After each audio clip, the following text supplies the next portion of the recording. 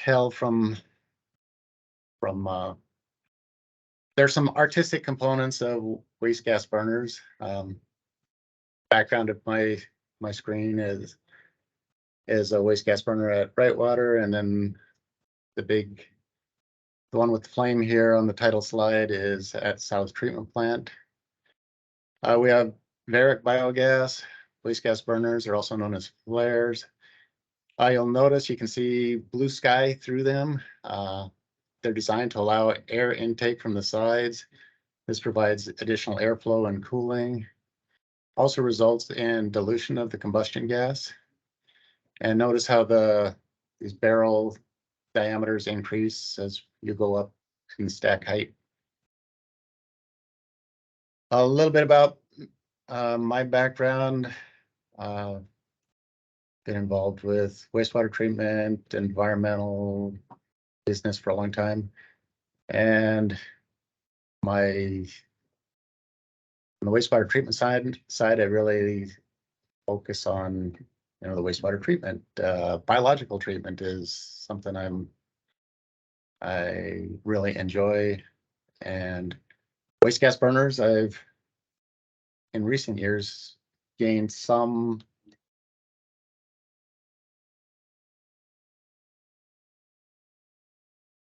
Oop, Andy, you went on mute. strange. I'm back. So I'm trying to get my slideshow to advance. And it's not cooperating. There we go. The wastewater treatment overview.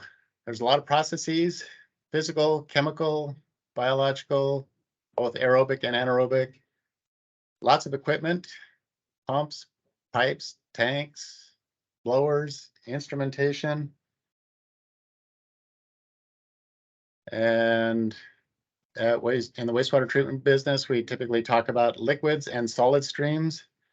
So the photo on the left shows a primary clarifier, and there we settle out organic material such as fecal matter and foodstuffs.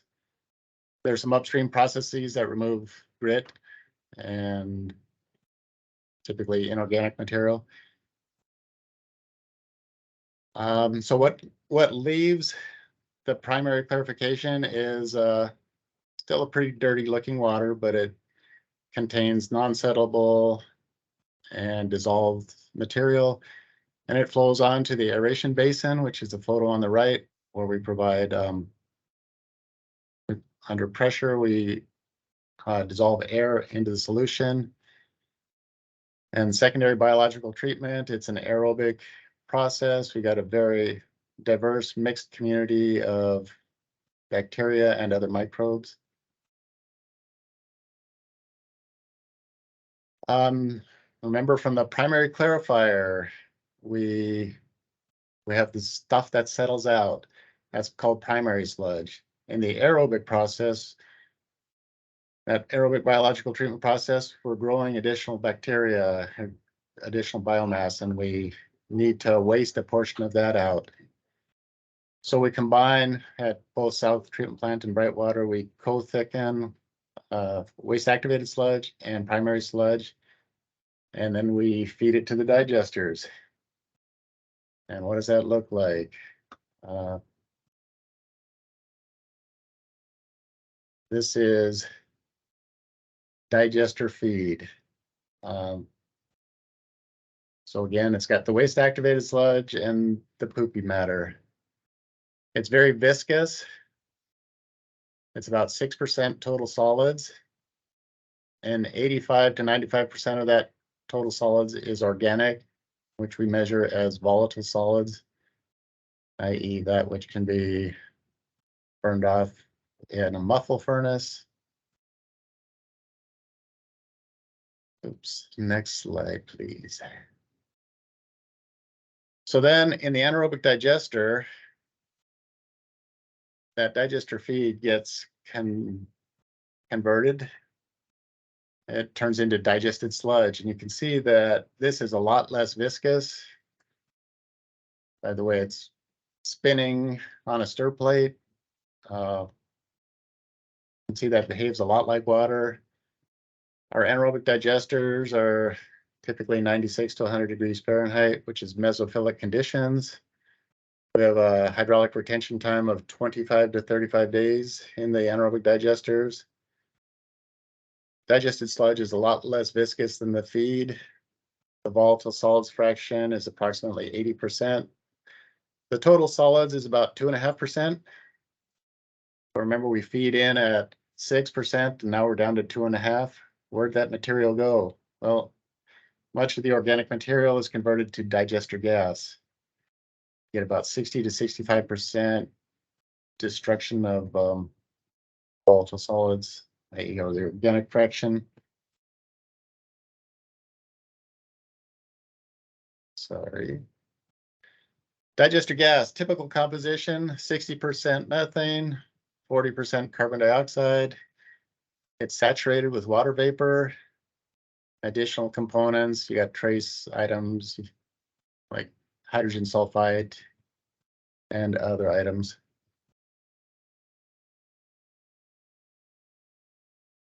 We like to put the digester gas to beneficial use. Examples include RINs, scrub gas and sell methane to the gas utility. Use it for heat, can burn in boilers and utilize the heat. You can burn it in engines that will run generators. And the photo on the left happens to be a boiler at Brightwater. The digester gas from Brightwater is burned in a boiler. The heat is used, a large amount of the heat is used to keep the digesters up at the mesophilic temperatures. The picture on the right is a gas scrubber at South Plant.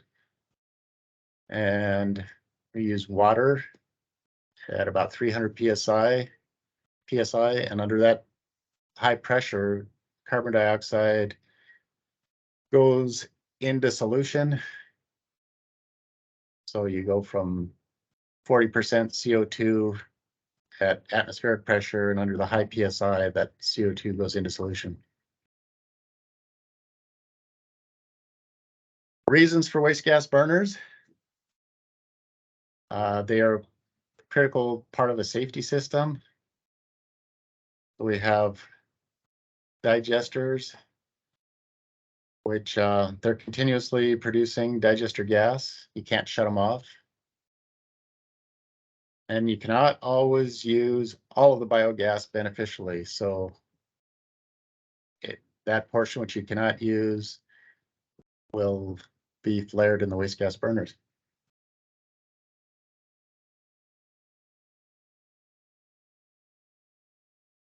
So that brings us to air permits and waste gas burners. So as a wastewater, working at a wastewater treatment plant, I'm very familiar with dealing with Department of Ecology. We have our NPDES permits. That's on the clean water side of the business. We also have air permits. So this slide shows an order of approval. That's what Puget Sound Clean Air Agency refers to their permits as. And up in the upper right corner, you can see that it's referred to as a notice of construction. And it covers quite a few items of equipment at the Brightwater treatment plant. Three anaerobic digesters, 2 boilers, 2 waste gas burners, a whole bunch of odor control units. I'm just going to talk about the waste gas burner portion of this permit. Item 4 talks about non-methane organic carbon compounds. 5 talks about oxides of nitrogen, the limits. 6 talks about carbon monoxide limits.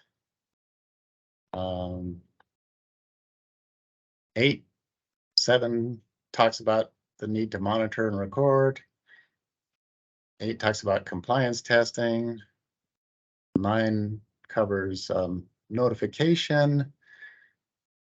We have to notify them 21 days ahead of testing. We have to submit a test plan 60 days ahead of testing. So there's a whole bunch of details in this order of approval. So in the order of approval, it says that we need to test these waste gas burners at least every 5 years. So in compliance testing, it requires a specialty firm, an air testing firm. They mobilize in with a mobile lab. You can notice these waste gas burners, they're about 20 feet tall. For reference, look at this street lamp. And up at the very top, or near the very top, you can probably notice there's some orange flanges, 90 degrees opposite of each other. And those are actually the test ports. So for access to these test ports at Brightwater, the testing firm would need to rent a person lift. So during their testing, they're doing continuous monitoring. And there's EPA methods and ASTM methods required. So the EPA methods, method 1 tells you how many points across the diameter of the waste gas burner you need to test at. Method 2 discusses velocity and flow rates. Method 3A, how to test for oxygen and carbon dioxide. 3C, fixed gases. Method 4, moisture. 7E, oxides of nitrogen. 18 and 25A, non-methane organic compounds. And the ASTM method is during the testing, the test firm actually is grabbing samples in a SUMA canister. So arrives on site under vacuum, they pull in gas, they send it out to a lab for analysis. And that would be on the digester gas feed to the waste gas burners. EPA method 1, here's just a snippet from that, shows you a cross section of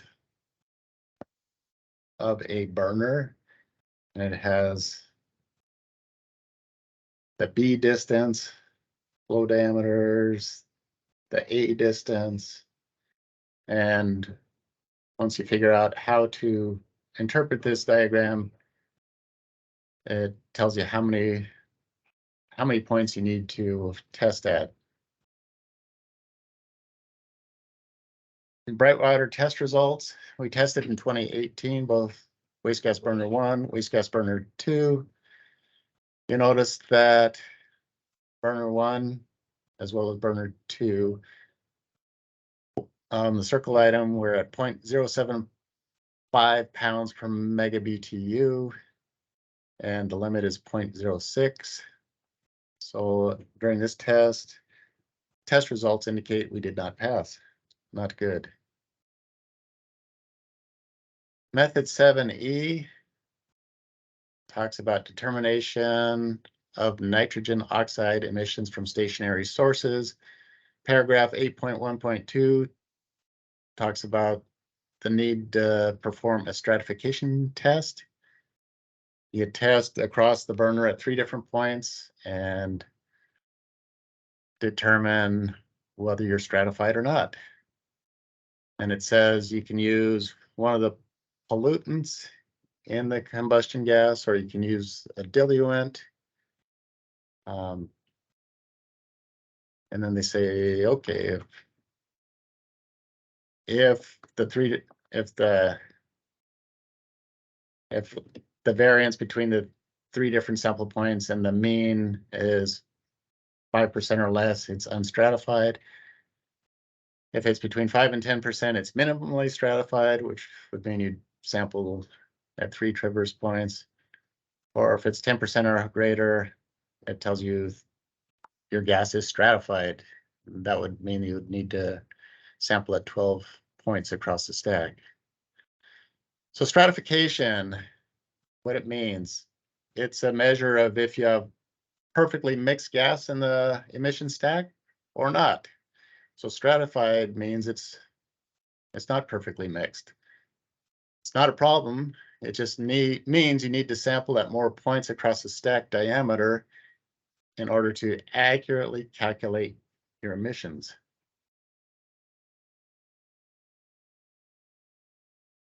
So in 2018, the testing firm, they decided to use oxygen, which is one of the diluents in the waste gas stack. And I'm not sure if you can see, you have concentrations on the order of 19–20%.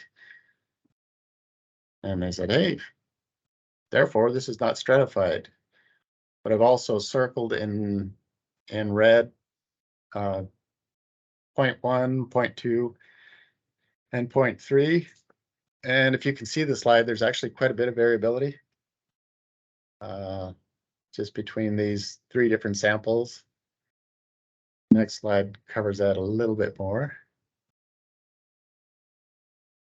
So I imported or created an Excel sheet with the raw data, and blue is 0.1, the yellow is 0.2, and the green is 0.3. And I look specifically at the variability in the concentration of carbon dioxide, carbon monoxide, and oxides of nitrogen.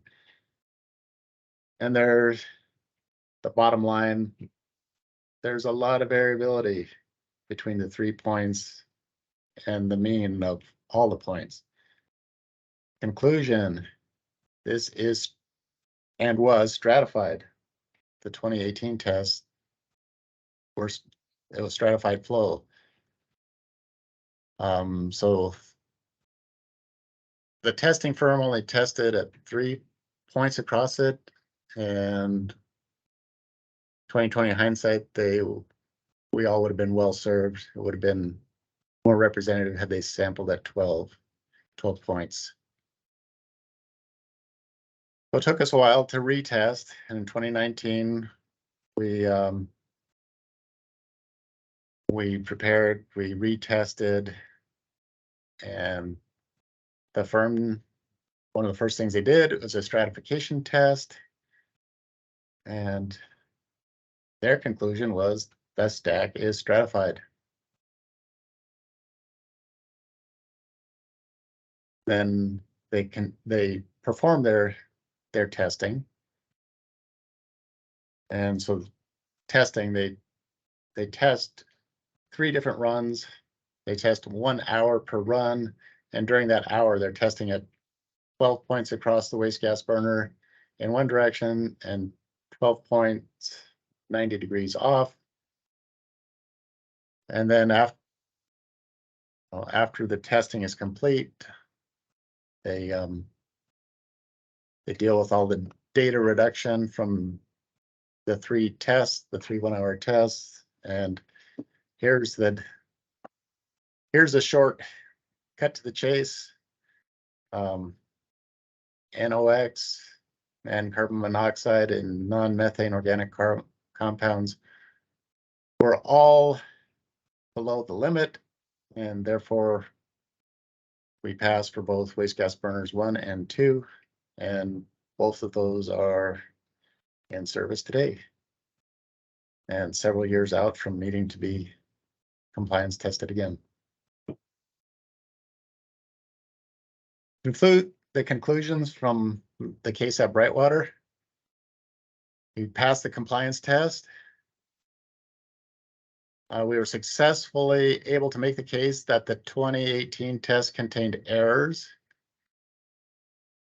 and that the 2019 test results were indicative of the conditions in 2018, i.e. we were not out of compliance between the 2018 test and the 2019 retest. This required a lot of extra effort to do a retest. We also learned that hiring an emissions testing firm based on low bid alone is not appropriate for such complex testing.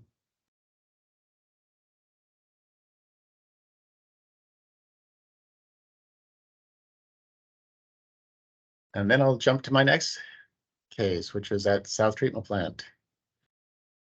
And background of this picture, you can see there are 3 waste gas burners. We did compliance testing of all 3 in 2021. And oddly, waste gas burner 3 passed. Waste gas burners 1 and 2 failed on carbon monoxide. It's unclear why the 2 waste gas burners failed. There's some suspicion about there might have been some unstable flow conditions during some of the test runs. So what we did was we operated with waste gas burner 3 in the lead, a compliant waste gas burner, until we could reschedule testing. So recall at South Plant, the bulk of our digester gas is scrubbed and sold under renewable energy credits to the local gas utility. So normally we don't have much waste gas going to a flare. So flare number 3 was, it provided what we needed.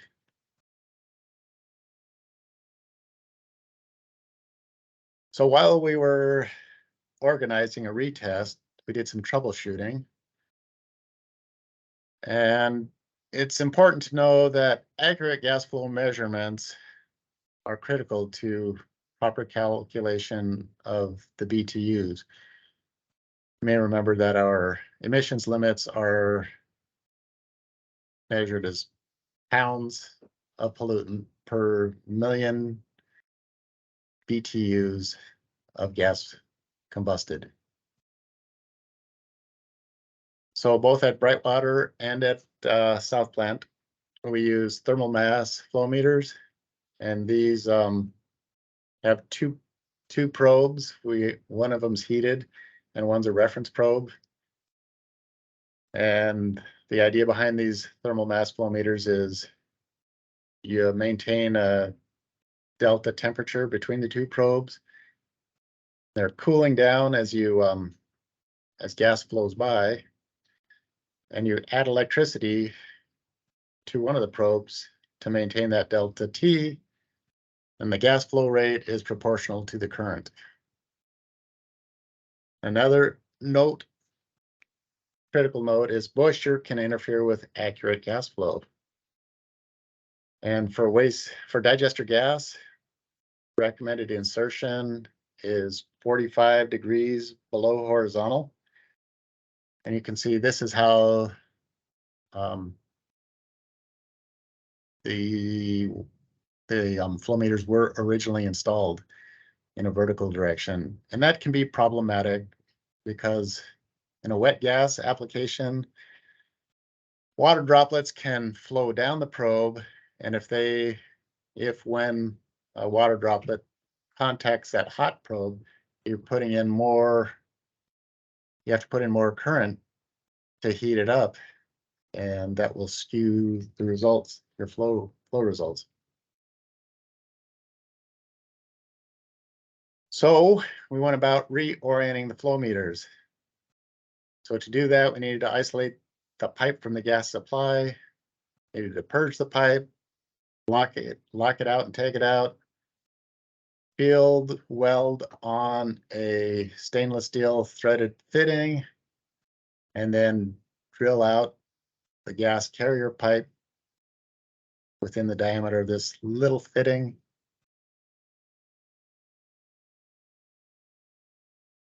And then we reoriented the flow meter. We had to install longer wires between the junction and the flow meter. We had also investigated our condensate drains, ensured that they were functioning properly, reconnected the waste gas burner pipe to the gas system, removed our lockout and tagout.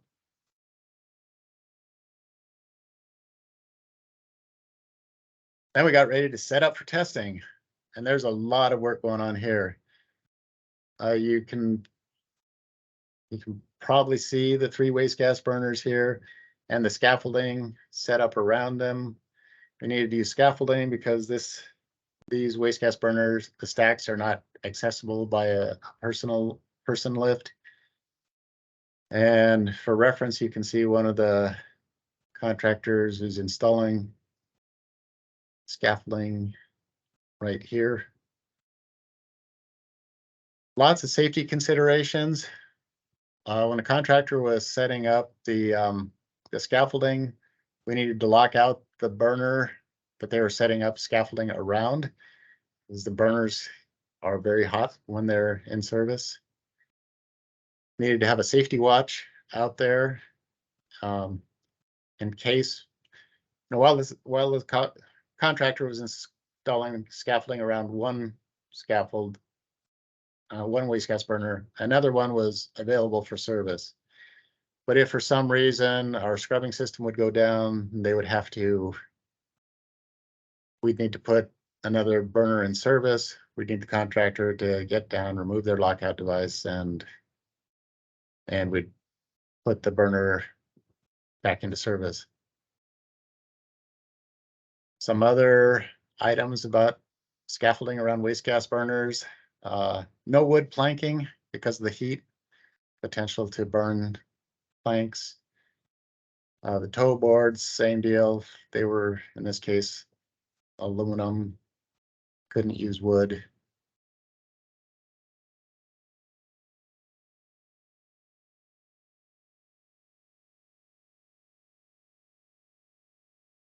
And additional items we were doing while organizing our retest: we performed preventive maintenance items, the same PMs that were done in 2021 before testing. So we clean out the piping. There's a dropout box ahead of the waste gas burner, so any debris and scale that's in the waste gas, you want that to drop out before it gets to the burners. There's also a back flame arrestor. Took that apart, cleaned it apart, cleaned out the dropout box, cleaned the piping, or opened up and looked at the piping that these burner nozzles sit on. Removed the burner nozzles, cleaned them out, adjusted the gap. Checked that our flow meters, that their certification on calibration was still within certification date. And if not, send them out to get recertified before you test. We also had our waste gas, our VERIC biogas field service representative on site while we're doing this preventive maintenance activities, so he could observe and direct.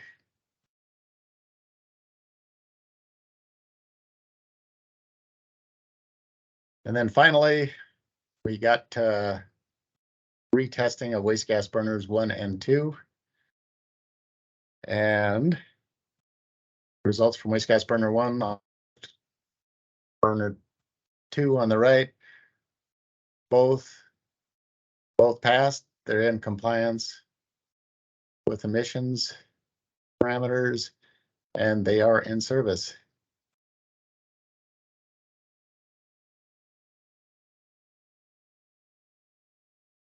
So conclusions: testing is costly, and ideally you do it right the first time.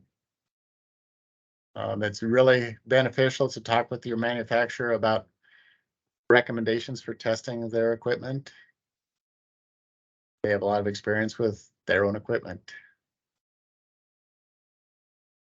I also recommend you check installation of equipment at your facility. Just because something was installed by a contractor under the original installation contract doesn't mean it was installed correctly for your application. Remember our flow meter, it was installed vertically. That's appropriate in many cases, like a dry gas, no problem.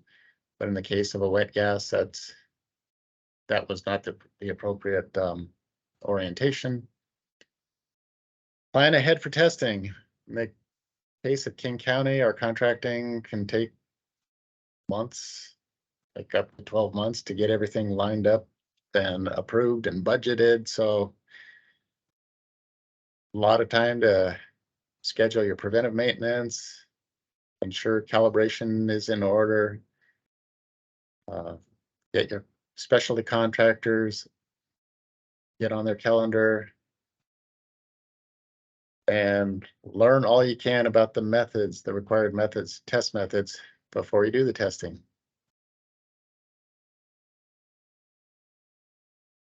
I think that's it for me. Time to open the floor for questions and comments. Thank you so much, Andy, for your presentation. That was really great. It looks like we already have quite a few questions that people have put in the chat throughout your presentation. So we're going to start off with one from Brian, which is, why can't we use size scrubbers to get 100% beneficial use without, or to avoid flaring? Question. Why can't we use what? Why can't we use size scrubbers to get 100% beneficial use? Avoid flaring? Question mark.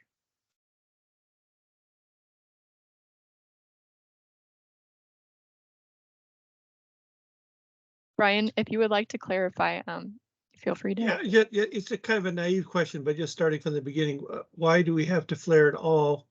Why is there excess gas? Why can't we somehow figure out a way to use 100% of the gas of the sewer gas that's formed at all times?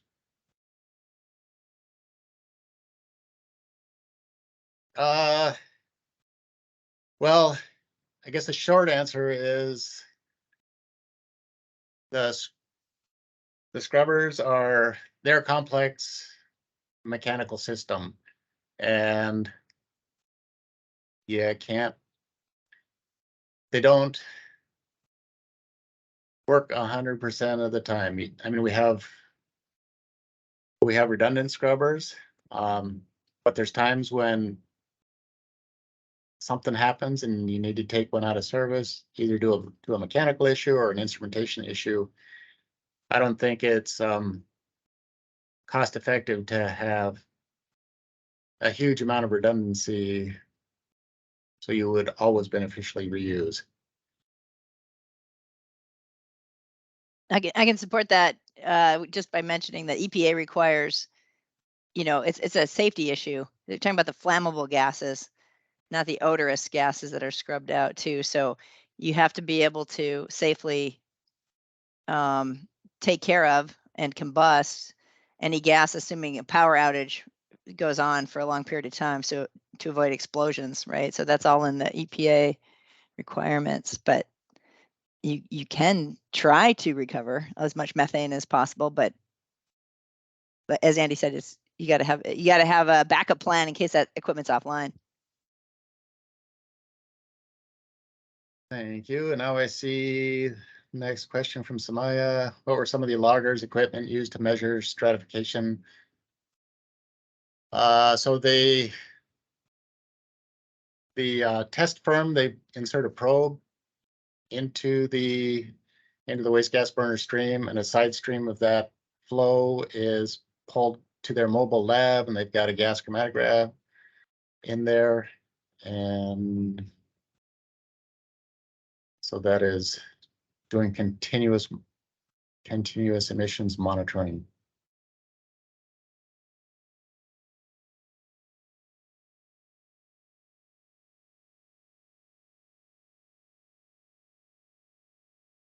And then what is a stratification test?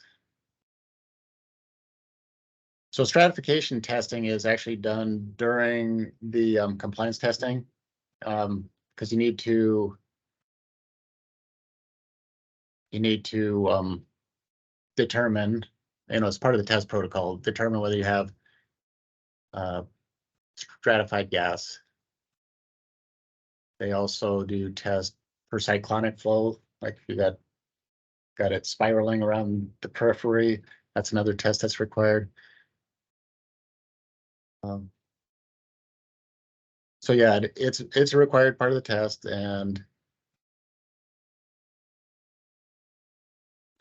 now, that 2018 test at Brightwater, after we failed that, we had discussions with the manufacturer, and they said,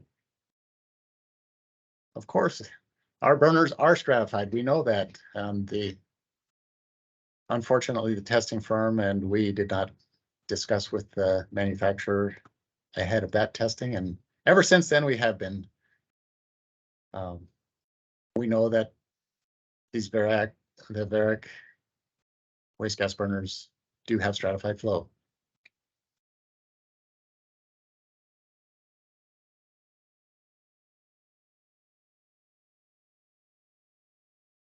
Chapin has a question about how did measured values at Brightwater compared to the anticipated emission numbers provided by the manufacturer.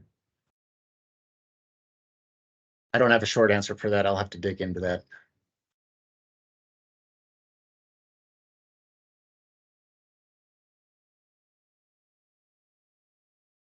Let's see, then the other question.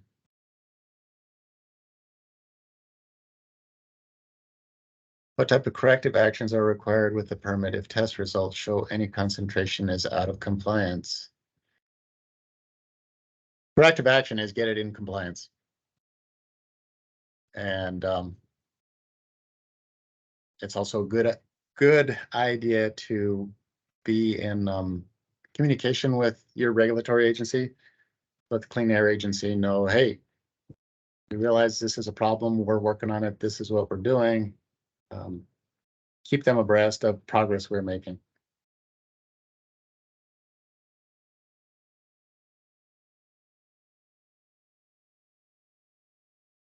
Andy, thank you very much for your presentation and for agreeing to give the presentation also on such short notice.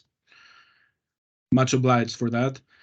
Can you describe what is the most eventful incident that has happened in your time, in your tenure at this facility? The most, let's say, dangerous or the most impactful in the local community, let's say.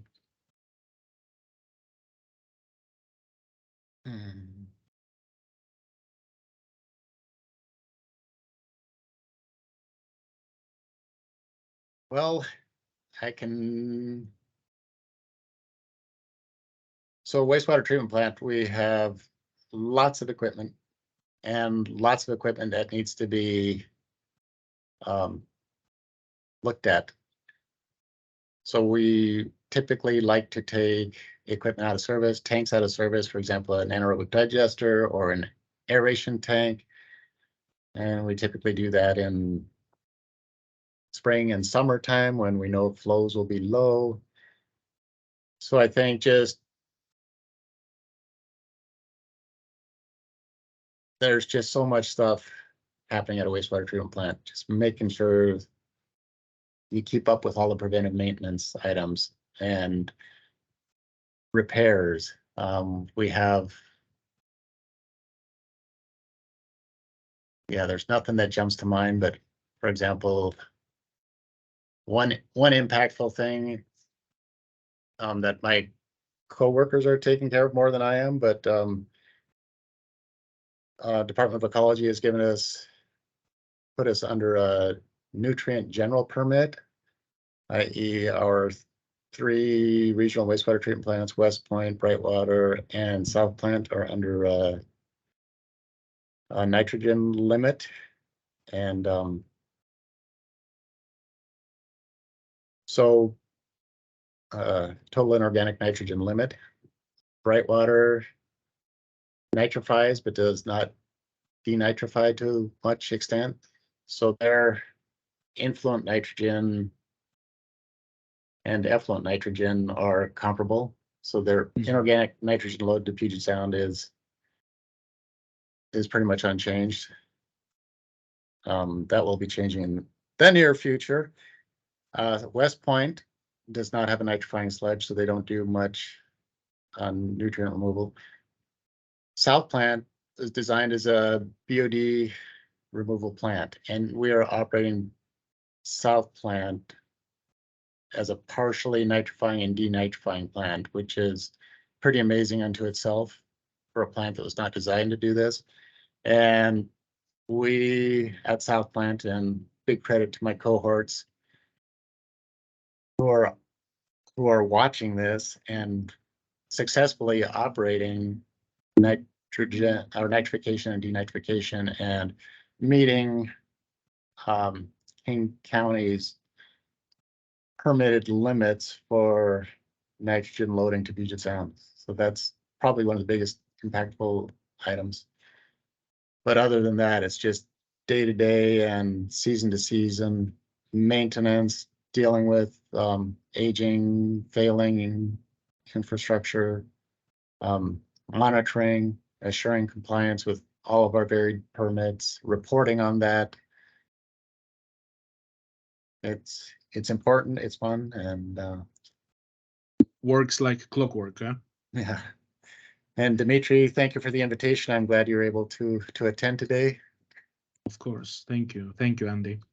Since you mentioned nutrients as well, have you had any case where you had the sudden, for whatever reason, inflow of nutrients, and you noticed that close to the discharge point you had maybe localized eutrophication or something in the receiving water?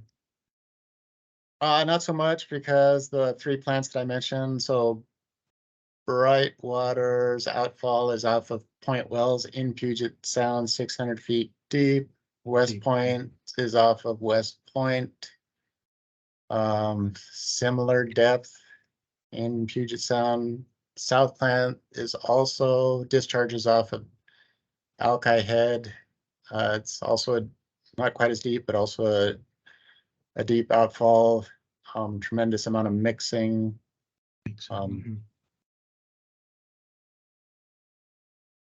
Does anybody else have any questions? Otherwise, I'm gonna keep going at Andy here.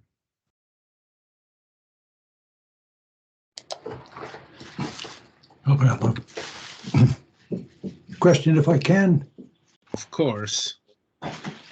Thank you for a very, very interesting presentation. This is Steve Burgess. I was on deck when you were doing your degree. How did the designs, you're designing for certain emissions of various components. How did the design values stack up against the measurements?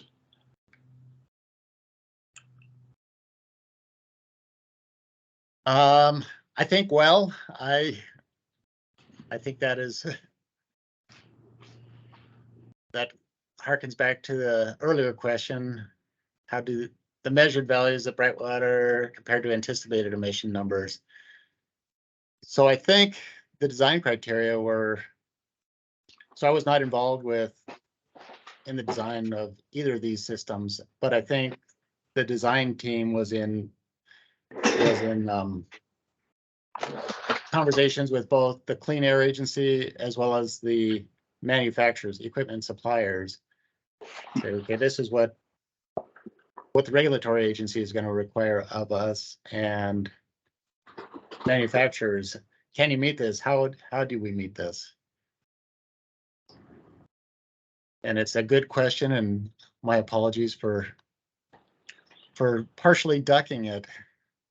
No, that's perfectly okay. But when we have the opportunity to take very detailed measurements after something has been designed, that's about the best check we ever have on how well our design assumptions were. So thank you very, very much. Thank you. It's nice to see you again. Nice to see you again, Stephen, indeed.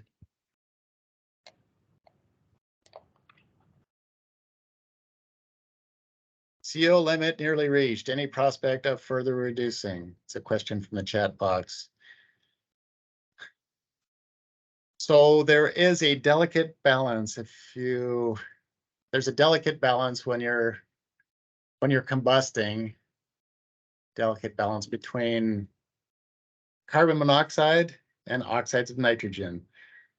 The more oxygen you put into the combustion process, the the less carbon monoxide. You fully combust that CO2. The flip side, as there's more oxygen in the combustion process, you get more oxides of nitrogen. So it's a bit of a delicate balance, tuning these burners. So there is a prospect to further reduce, i.e. reduce carbon monoxide, but very likely side effect would be likely increase NOx. It looks like there's also one more question in the chat box of, if you do know, will the Georgetown wet water treatment facility have any air monitoring requirements? I don't know, or any of my cohorts online who could answer that. So Georgetown is a wet weather treatment facility, so it's designed to remove solids out of a liquid stream and disinfect the effluent and discharge the effluent into a permitted outfall. But the solids are designed to ultimately go back into the sewers under lower flow conditions, non-storm flow conditions. Hey, Andy, I might be able to help you out with that. Thanks, John. Yeah, I'm John Carter, process engineer out at West Point, just for reference. But all of our CSO facilities have kind of odor treatment, but it's not regulated by a permit. I think it's kind of purely to make sure we don't get odor complaints. So there shouldn't be any. We typically don't really test it unless, we get some complaints. We might run out there and do some H2S monitoring, but there's not regular monitoring on those. Interesting. I guess I also have a question. Do the combined sewers during like peak events during like the summer where flows aren't anticipated to be as high, how does that impact the monitoring for the air? Now, can you say it one more time? Or John, Sorry. are you gonna jump in? Sorry about that. Yeah, wet weather events in the summer function pretty similarly, I think, to how they do in the winter. So the treatment is just performed by, generally have like activated carbon or a chemical scrubber out there. So usually summer events are pretty rare. I don't know a whole lot, but I don't think that there's like an excess of like H2S emissions at those times when you're comparing it to like a winter event, because it's, after your kind of first flush, it's mostly stormwater. So Thank you. That addressed your question, Caitlin? Yeah. Andy, if I can jump in, I have a quick question for you actually. I noticed you were talking about the digester gas flow meters are mounted at a 45-degree angle. Is that specific to the model of the flow meter, or is that just a general principle for digester gas flow meters? It's function of the type. So the thermal mass flow meters, it's recommended, but there are different flow meters. For example,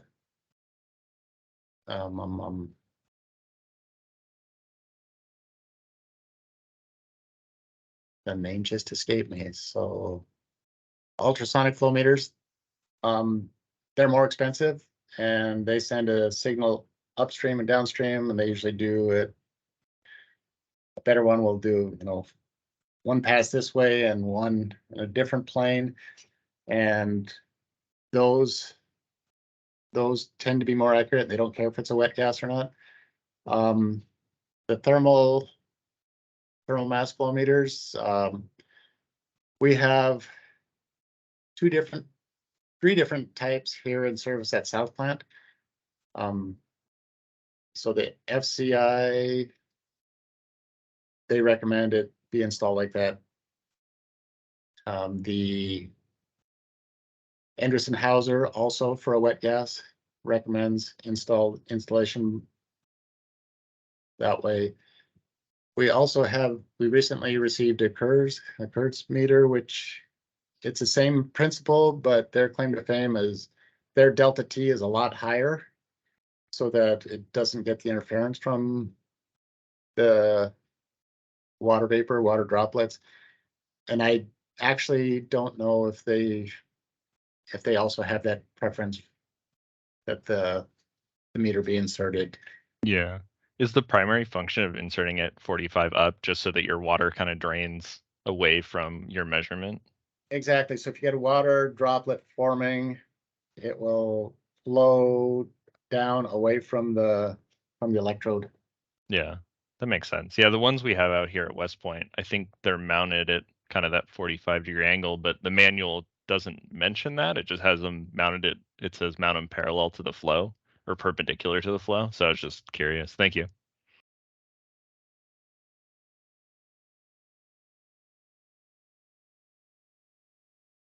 Anybody else have any questions for Andy?